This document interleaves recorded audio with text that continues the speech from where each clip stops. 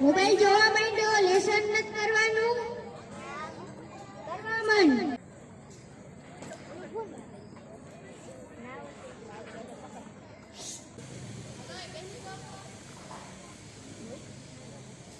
મને આ નથી આવડતું પપ્પા.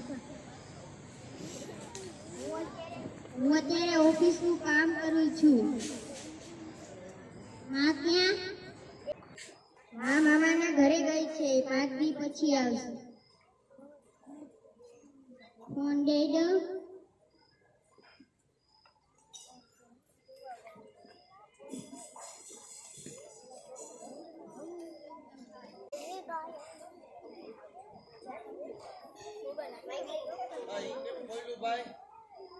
मुझे जो देखेगा उसकी आँख खराब हो जाएगी. हा हा हा.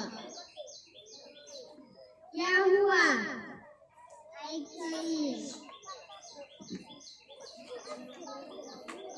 हेलो डॉक्टर साहब, जल्दी से आओ, मेरे बच्चे की आँख खराब हो गई है.